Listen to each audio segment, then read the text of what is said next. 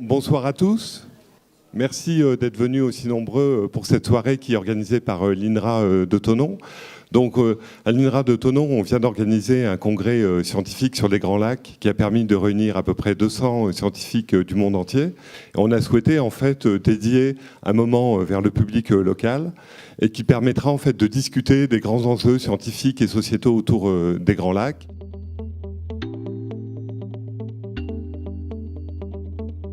Le lac est d'abord une masse d'eau douce. Quand on a entendu dans le film le petit pourcentage de masse d'eau douce disponible sur cette terre et le nombre de personnes qui vivent autour de ces lacs, vous voyez d'emblée l'enjeu qu'il y a, qui est énorme sur ce petit pourcentage. Vous avez en général des territoires, donc c'est une masse d'eau délimitée, avec des collectivités territoriales qui vivent autour. Donc il y a tout un travail évidemment sur la manière de se répartir des fonctions qui sont multiples.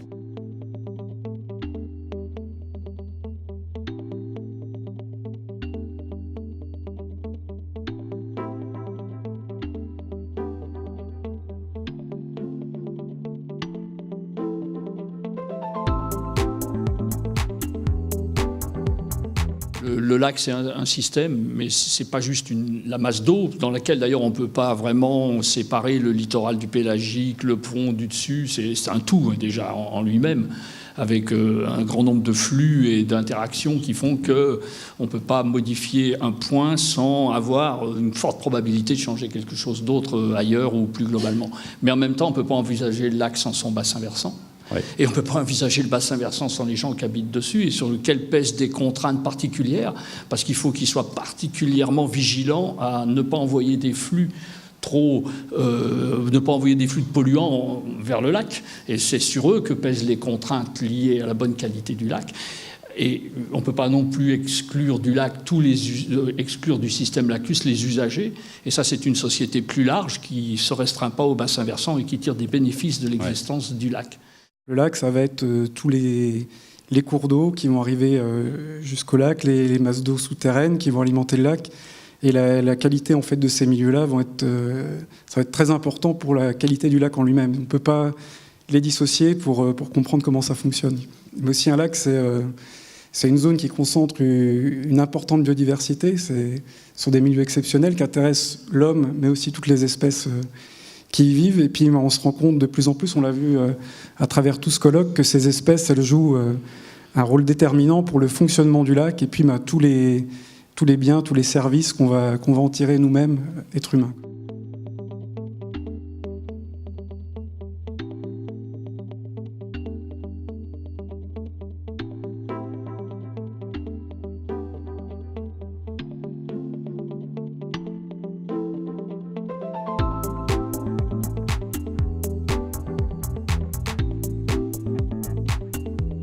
Il y a encore peut-être 50 ou 60 ans, les usages en termes d'écosystème, tout ce qu'apporte la nature et sa biodiversité en termes de qualité étaient soit méconnus, soit, on va dire, quasiment hors de propos dans l'esprit des gens et des politiques. Aujourd'hui, ça devient un point central. La pêche, qui est un usage ancestral des lacs, est toujours l'objet de préoccupations majeures, justement en lien avec la qualité de l'eau. Et en fait, les lacs sont devenus des objets complexes par l'appréhension qu'on en a, par la vision qu'on en a, qui est beaucoup plus fine, multifacette, on vient bien de l'entendre ici autour de cette table ronde, que ce que pouvaient considérer les institutions il y a encore, et les gens il y a encore 50 ou 100 ans. Est-ce que finalement les questions qui se posent ici, les grands enjeux autour des lacs ici, en tout cas dans la région, et les préoccupations sont exactement les mêmes aux États-Unis, au Canada, autour des Grands Lacs? Est-ce que finalement il y a une espèce d'universalité des problématiques là, sur ces systèmes lacs? Il y a beaucoup de problèmes qui sont universels. Le changement du climat, les algues puissantes et les espèces envahissantes. Oui. Et quoi d'autre? La pollution chimique et des médicaments, des pharmaceuticals. Ça, on voit ça partout dans les Grands Lacs.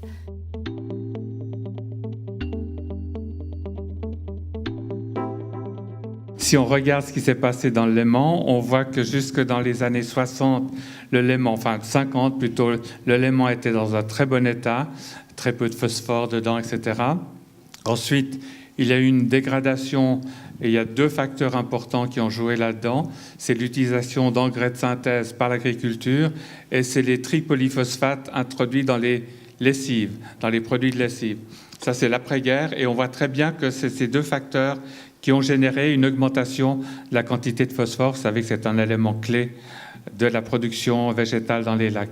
Et maintenant, on a réussi quand même, grâce aux stations d'épuration, grâce aussi à l'agriculture qui a pris un petit peu les choses en main. Donc maintenant, on est dans une situation, je dirais, nous, on parle de success story de l'assainissement du Léman à la SL, parce qu'on a vu l'évolution, l'amélioration continue.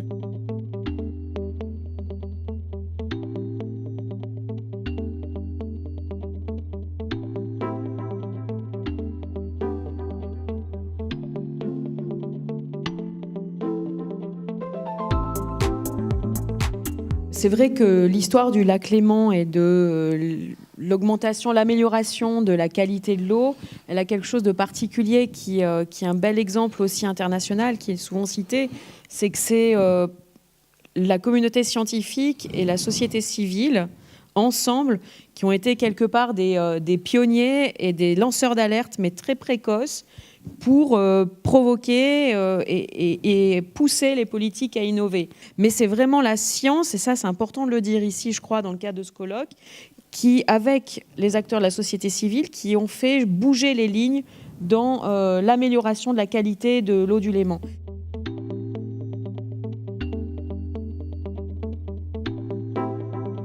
Nos prédécesseurs, moi j'y étais pas, ont fait un super travail évidemment pour contenir ces questions de pollution, notamment avec le phosphore.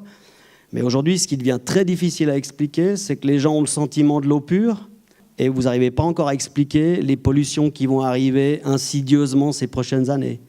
Il y a des tas de choses invisibles qui se passent, où l'enjeu pédagogique, c'est de dire aux gens, OK, pour le moment, ça va bien, mais on ne va pas trop développer d'anxiété ce soir, mais il y aura des enjeux à relever, évidemment, demain.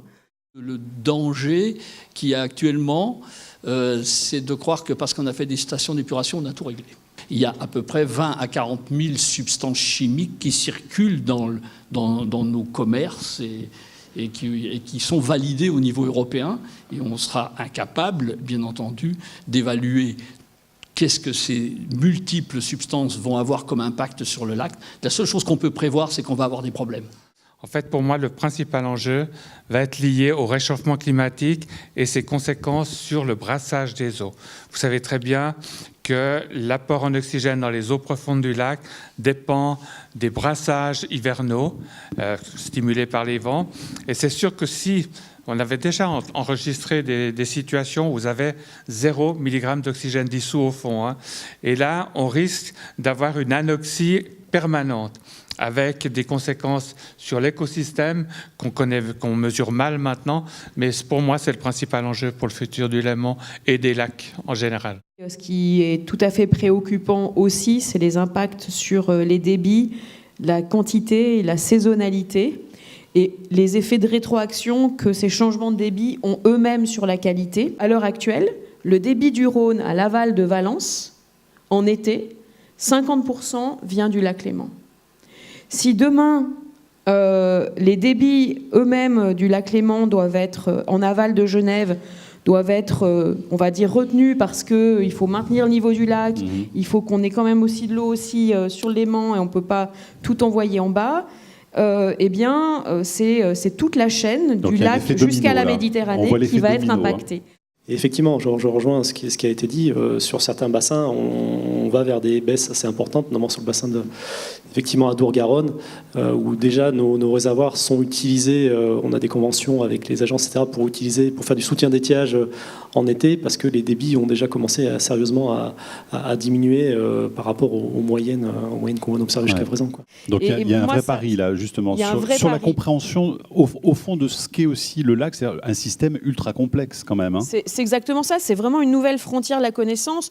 Moi, je dis souvent à mes collègues du département de physique qui se prêtent à étudier d'autres univers très lointains, que le lac est vraiment les lacs sont des nouvelles frontières de la connaissance. Il y a énormément de choses que l'on ne sait pas encore et où on a besoin de cette connaissance aussi pour ensuite pouvoir engager des politiques performantes.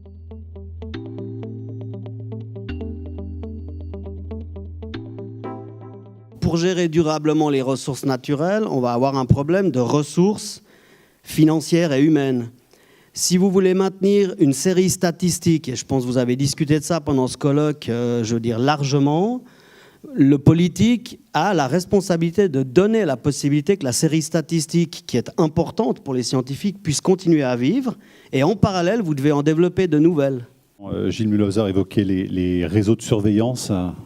C'est absolument essentiel, ça, justement, sur cette question de la... Oui, c'est vrai, c'est vraiment essentiel. Puis le rôle de l'État est fondamental dans le soutien de ces réseaux. Et du coup, c'est vraiment important d'avoir ces réseaux qui sont aussi des réseaux d'alerte et qui permettent aussi aux politiques de prendre des décisions. Et aussi une chose qui a progressé, qui est un atout pour l'avenir, c'est ce qu'on a vu là aussi, c'est le fait de travailler ensemble et de mêler en fait les disciplines avec plutôt des physiciens, des chimistes, des biologistes qui travaillent tous ensemble pour essayer de résoudre ces problèmes. Et aujourd'hui, c'est quelque chose qui est assez formidable, justement, cette communauté qui se met en place. Il faut bien voir que le lac, c'est une sentinelle de notre environnement, parce que du fait de ses propriétés d'accumulation, de bioaccumulation, etc., quand il y a quelque chose qui ne va pas dans le lac, il faut bien se dire que ça ne va pas dans notre environnement à nous.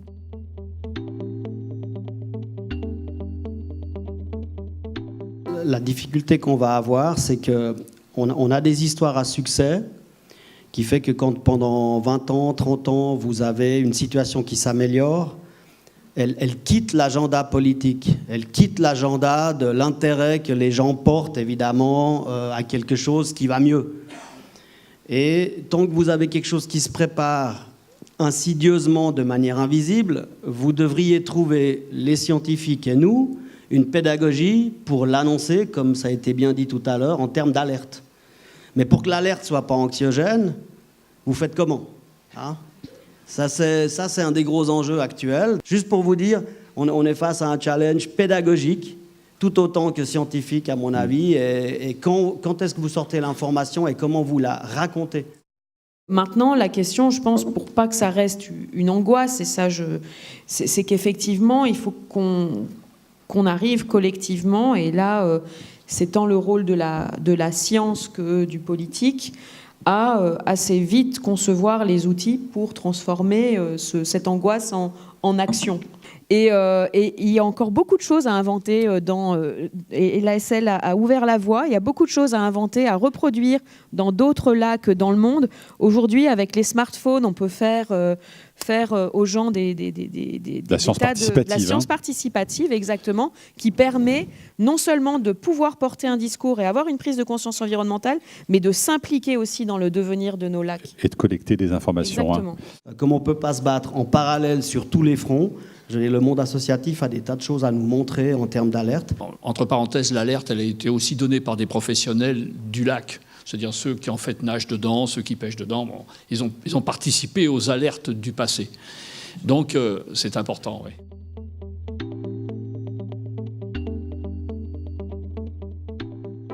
On met beaucoup sur les citoyens et on attend leur bon comportement. On met beaucoup sur les élus, on attend leurs convictions, on met beaucoup sur les scientifiques. Mais je pense qu'il y a aussi beaucoup à attendre des industriels qui ne nous fabriquent pas des produits qu'on ne sait plus maîtriser après. La responsabilité, elle n'est pas uniquement dans celui qui jette son mégot.